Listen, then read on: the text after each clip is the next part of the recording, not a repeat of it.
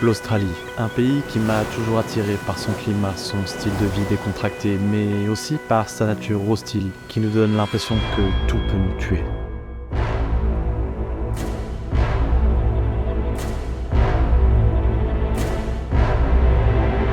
Mais j'ai décidé de m'y rendre pour une raison bien précise. Ça fait plus de 20 ans que Koh Lanta fait rêver la France et moi le premier. À l'époque, j'avais 10 ans. Je passais mon temps dans les bois à construire des cabanes. Alors voir des gens faire ça sur une île déserte, ça me semblait irréel. Du temps s'est écoulé et je vis maintenant avec l'idée que tout est possible. Alors j'ai décidé de ne pas attendre que la chance frappe à ma porte et de partir vivre ce rêve incroyable. Vivre mon propre Koh Lanta, partir survivre seul sur une île déserte pendant 40 jours. Du coup, c'est l'occasion de tester ce petit jouet.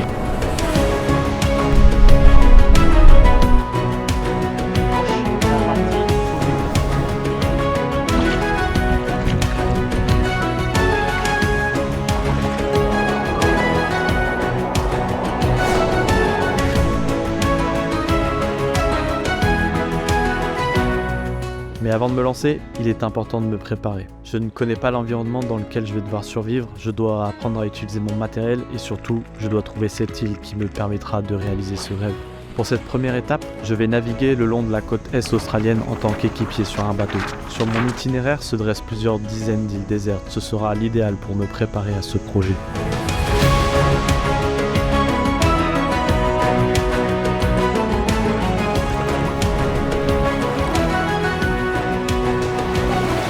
Mais je vais ensuite quitter l'Australie pour aller à la rencontre des populations qui pourront m'enseigner les fondamentaux. Pour ça, je ferai du bateau stop en direction de n'importe quel archipel du Pacifique. Il s'agit du premier épisode d'une série dans laquelle je vais vous partager tout mon parcours vers la réalisation de ce rêve fou.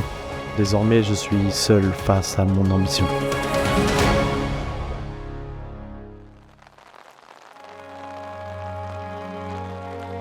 Au moment du départ, la peur est prédominante. J'ai mon objectif final en tête, mais difficile de me projeter tant je ne me sens pas prêt à affronter ce défi. Mais je vais avancer étape par étape, apprendre au fur et à mesure, pour construire la confiance nécessaire à la réalisation de ce projet, incontestablement le plus grand défi de ma vie. Au fond de moi, l'enfant est excité, mais l'homme a peur. Il y a le rêveur face à celui qui porte la responsabilité du défi qui l'attend. Ce projet s'inscrit aussi à mes yeux comme le tournant de ma vie d'aventurier. Depuis 4 ans et mon départ en tour du monde, l'aventure ne m'a jamais quitté et il était temps d'aller plus loin, de me prouver que je pouvais rêver plus grand. Et c'est aujourd'hui que tout commence.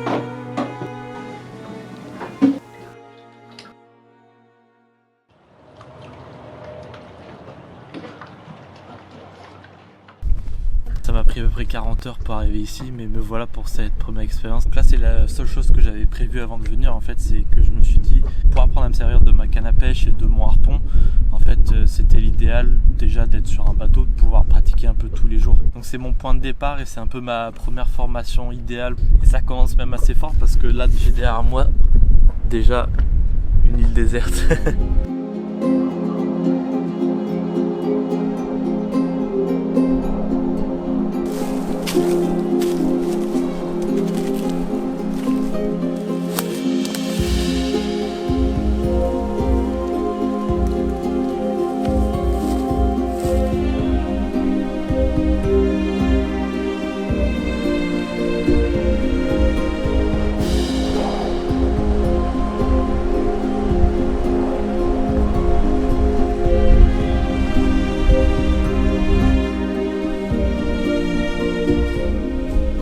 Je suis content de faire ça parce qu'en fait ça concrétise vraiment le projet.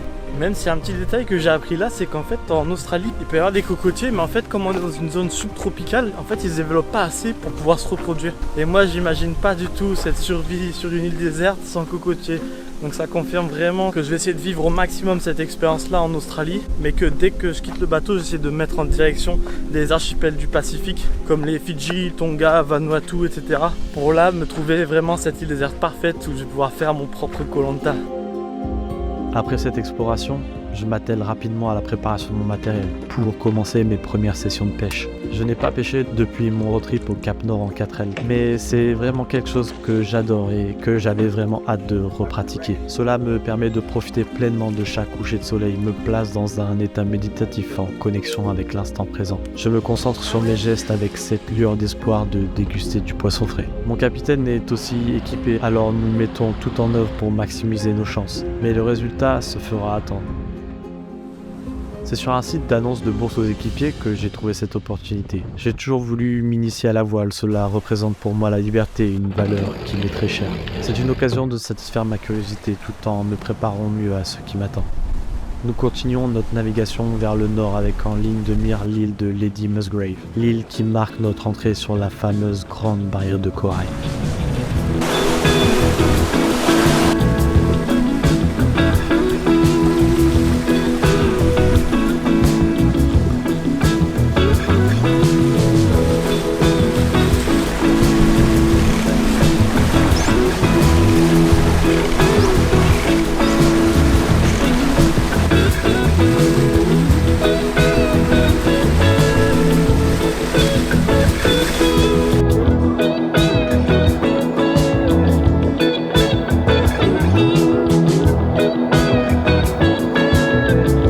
En Australie, les îles désertes sont très réglementées, soit interdites au camping ou alors sur des emplacements réservés. Alors je me familiarise avec l'environnement, mais je prends mon mal en patience. Et c'est au moment d'explorer cette deuxième île déserte qu'un sentiment étrange s'installe en moi.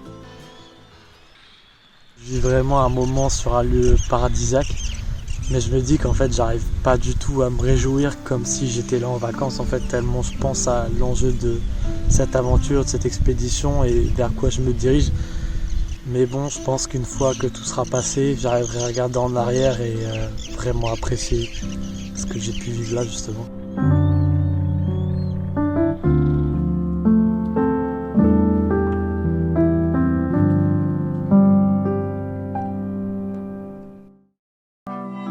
Ce lagon est aussi pour moi l'opportunité de me mettre pour la première fois à l'eau avec tout mon équipement de chasse.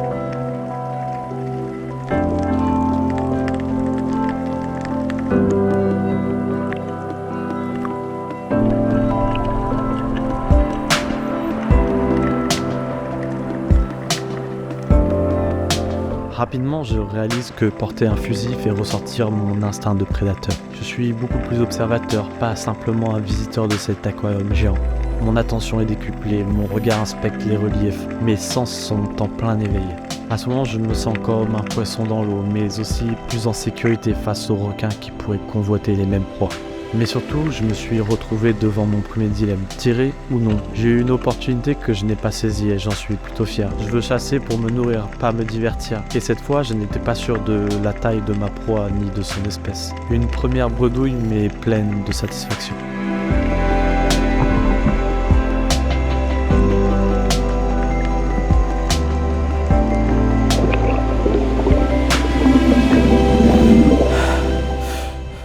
Vraiment une bonne première impression et de pouvoir faire ça vraiment dans un cadre de rêve où là j'ai vu 3 tortues. J'ai bien kiffé et en tout cas c'est sûr que je vais continuer d'y aller au maximum.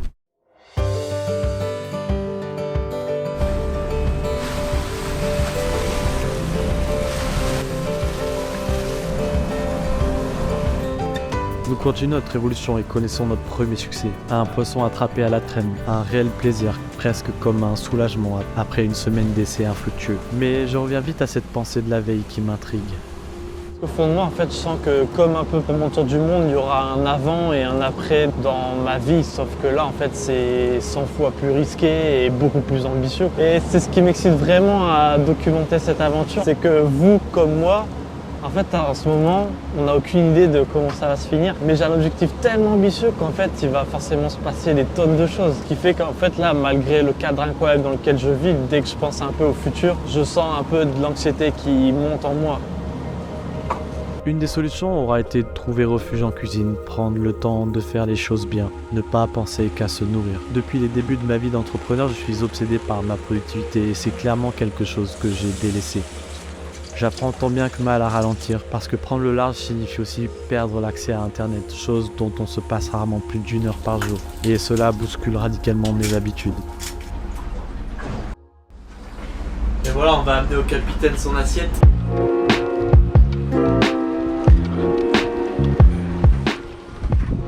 Holy shit. Does the captain is happy with his breakfast?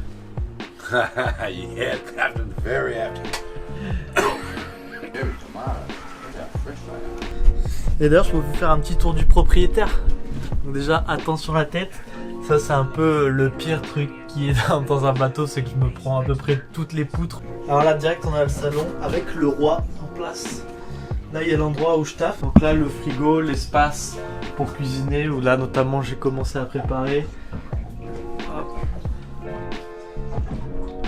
Avec le petit point intéressant, c'est que ça, c'est un robinet d'eau douce et ça, c'est le robinet d'eau de mer. Et le petit truc, c'est qu'on fait toute la vaisselle à l'eau de mer pour économiser l'eau, justement.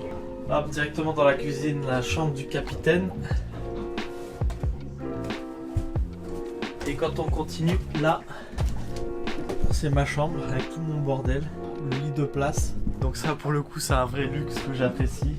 Et là, j'ai mis mon bordel un peu électronique. Et dans le fond, là, on a la salle de bain avec eau chaude et toilette.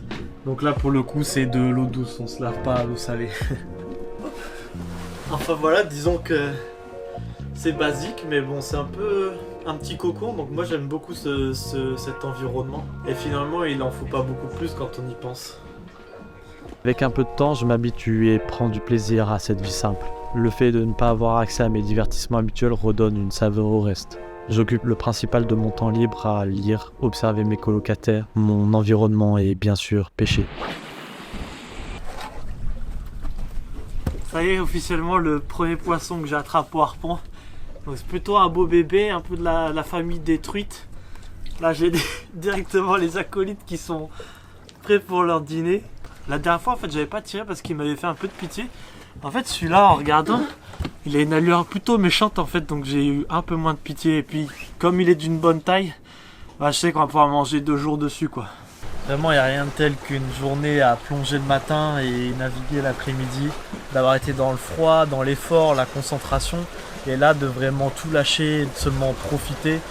Et là, pour le coup, c'est parfait quoi. Et comme si cette journée n'était pas assez incroyable, nous faisons escale dans cette crique qui donne accès à cette plage. Étrangement, c'est la première fois depuis le départ que je me projette pleinement dans mon défi. Il n'y a pas un endroit qui sent meilleur à la maison qu'ici, franchement. Ah là, je sens que j'ai vraiment hâte de commencer là. Faire ma cabane, faire mon feu, attraper un premier poisson sur une île déserte. Une petite frustration en fait de ne pas pouvoir commencer à faire mes défis ici. Mais voilà, je sais que ça va arriver avec le temps, donc je continue de profiter de ce moment-là en Australie. Mais j'ai vraiment hâte de commencer plus intensément l'aventure. Et pour sublimer le tout, j'aurai même le droit à une petite visite. J'étais là en train de vous parler, en fait il s'est juste pointé là derrière. 100% sauvage. Waouh, il y a toute la famille. Ça va être la mère avec les 2 enfants. Ces rencontres inattendues sont devenues un symbole de mes aventures, un moment qui m'émerveille où je retrouve mon regard d'enfant. J'ai la sensation de faire partie de la nature que j'arpente, de ne pas être qu'un visiteur dérangeant, mais un être qui suscite la curiosité de ses habitants non habitués à la présence d'êtres humains.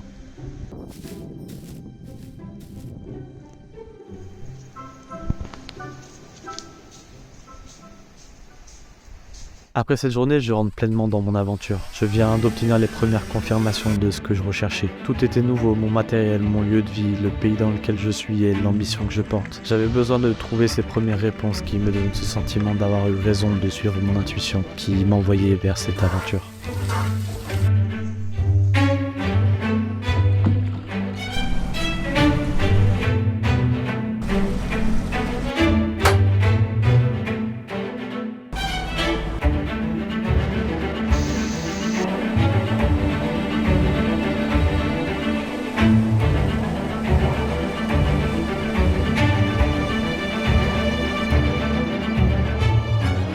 Mais voilà, la vie est composée de hauts et de bas qui ne sont jamais très loin l'un de l'autre. Et après ces premières confirmations, le moment de quitter l'Australie se rapproche et les premiers doutes ressurgissent. Quand je suis arrivé en Australie, j'envisageais même pas en fait de rester 40 jours sur une île déserte. Je pensais venir et trouver des îles désertes, faire des petits défis 1 à 3 jours pour faire des vidéos sympas. Mais en fait, je me suis rendu compte que c'est pas ça qui m'inspirait le plus. En fait, j'ai envie d'être la version de moi qui m'inspire. Et ouais, de me dire que j'aurais réussi à faire ça 40 jours sur une île déserte. Je pense qu'il n'y a rien qui pourrait me rendre plus fier. Mais forcément, cette fierté, elle se relie aussi à la difficulté de mettre en place un projet comme ça, mais aussi les risques que cela encourt. C'est pour ça que j'ai toujours vu Koh Lanta comme le truc parfait, dans le sens où on part pour une aventure où on n'a pas à se poser 10 000 questions, on y va. Problème de santé, le médecin ne prend pas de risque et du coup on est directement sorti de l'aventure. Que là je sais que il n'y a que moi qui décidera de ça, mais quand est-ce que je saurai si je dois arrêter ou si je peux continuer, parce que là j'irai dans des limites qu'en fait même moi j'ai jamais connues. Donc ouais, c'est pas évident. Dans ces moments, je me rappelle sans cesse de me concentrer sur le présent, mon objectif à court terme, et tenter de priver mon esprit de sauter les étapes. Bon, aujourd'hui on navigue pas, là on reste sur cette île, on est coincé par la fenêtre météo. Mais du coup c'est l'occasion de tester ce petit jouet. C'est un hiver assez jungle avec des petits arbres mais quand même très denses. Avec l'objectif cette fois d'atteindre le sommet là-haut. Bon là c'est assez raide. C'est vrai que sur le bateau on n'a plus l'habitude de faire monter le cardio.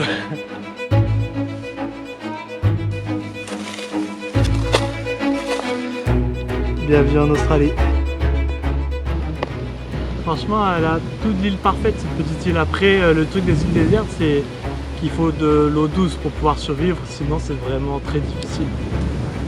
Ouais, j'ai commencé au petit bateau là-bas. Maintenant, j'essaie d'aller là-bas de l'autre côté, il y a une autre plage aussi.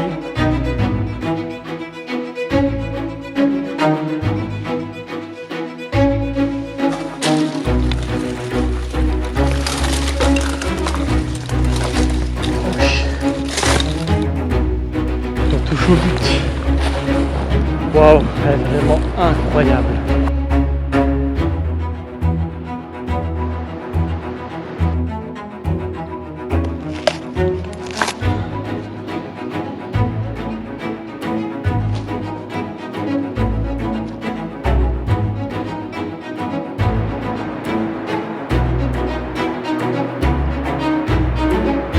De s'imaginer réellement sur une déserte, parce que là du coup le fait d'être sur une déserte, je me projette et ouais, je sais que le choix de cette île sera important, surtout ce que je vais faire avant, mais j'ai quand même hâte d'y être. Je fais ma première rencontre avec un requin tout à l'heure dans l'eau. C'est vrai que j'ai pas peur quand je plonge des requins, parce que je sais que si on panique pas en général ça va, mais le fait en fait de tirer des poissons, ça fait qu'on les attire parce qu'ils vont vouloir manger nos proies. Et du coup, certes, j'étais pas mal à l'aise dans l'eau, mais le fait de chasser, j'y réfléchissais à 2 fois quand même.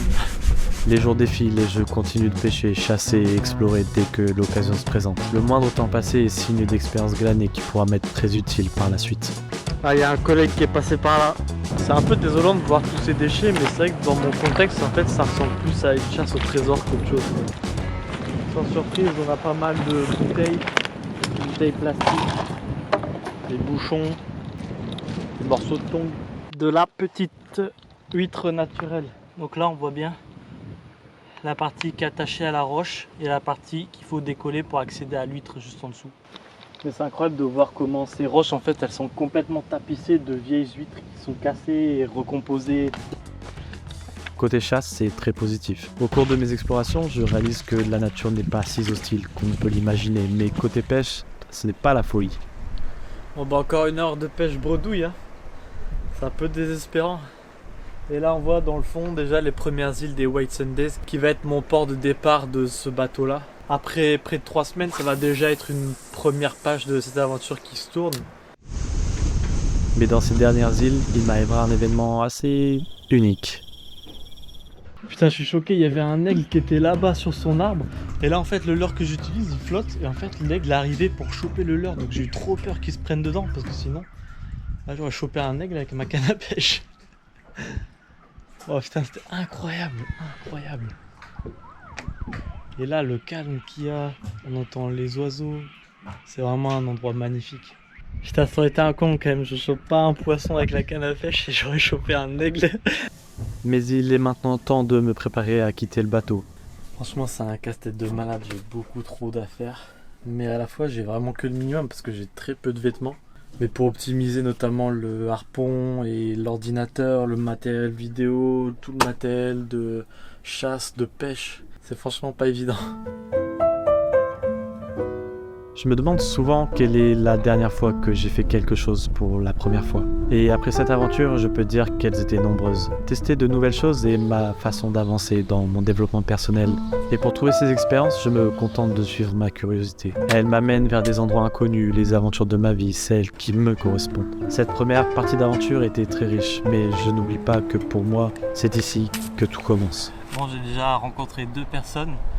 C'est vrai que c'est stressant parce qu'en fait on se dit qu'il y a quand même très peu d'opportunités, très peu de chances que ça se produise. C'est pas comme faire du stop en voiture où il suffit de persister, à la fin ça fonctionne toujours. Là les opportunités sont pas aussi nombreuses donc c'est beaucoup plus compliqué.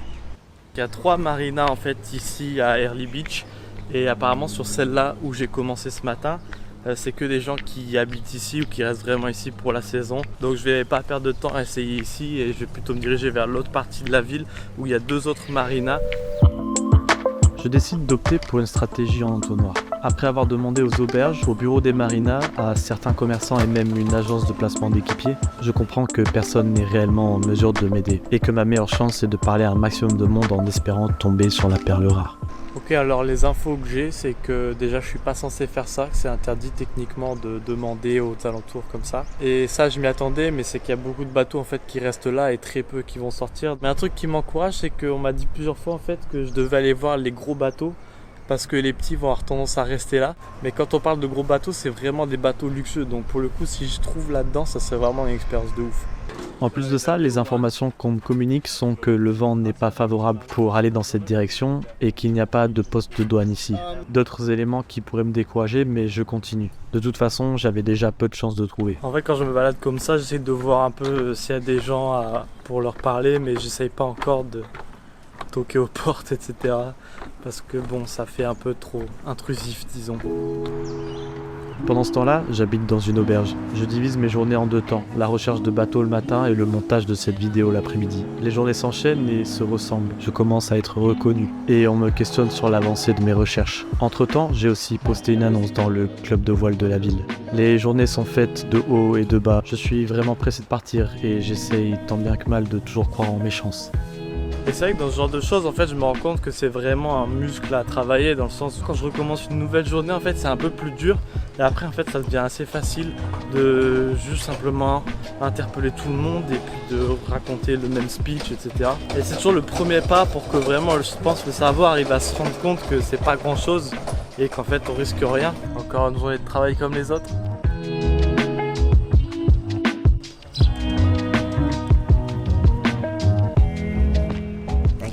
Thanks. Thanks a lot.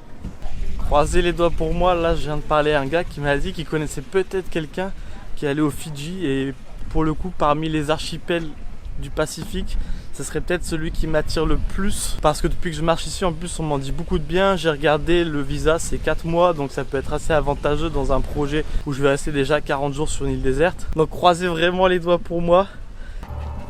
Cela fait maintenant 1 semaine que je traverse la ville chaque jour. Mais ce matin-là, mes pensées s'en mêlent. Le temps passe, mais je n'ai pas grand-chose auquel me raccrocher. Un plan B a commencé à germer dans mon esprit depuis quelques jours. Et c'est en arrivant sur place que je prends une décision radicale. Plus le temps passe et plus je sens l'échéance se rapprocher et mon attention en fait sur cette aventure elle est vraiment sur l'aspect île déserte et pas sur le bateau. Donc je suis content quand même d'avoir essayé parce que pour moi c'est plus le fait d'aller demander qui est enrichissant que finalement de trouver le bateau. Trouver c'est la récompense, mais le travail ce qui est enrichissant c'est simplement le fait de demander, sortir sa zone de confort, accepter le rejet. Parce qu'après oui j'aurais pu persévérer et peut-être rester 1 an ici mais bon là clairement ça perd de son sens. Donc c'est ce qui fait que je suis quand même satisfait de ne pas avoir réussi. Au cours des discussions que j'ai eues, j'ai pas mal entendu parler des Fidji, donc j'ai décidé d'aller là-bas. Et en tout cas, n'oubliez pas de vous abonner pour ne pas rater les prochaines aventures, les prochains épisodes. Enfin bref, je vous dis à bientôt.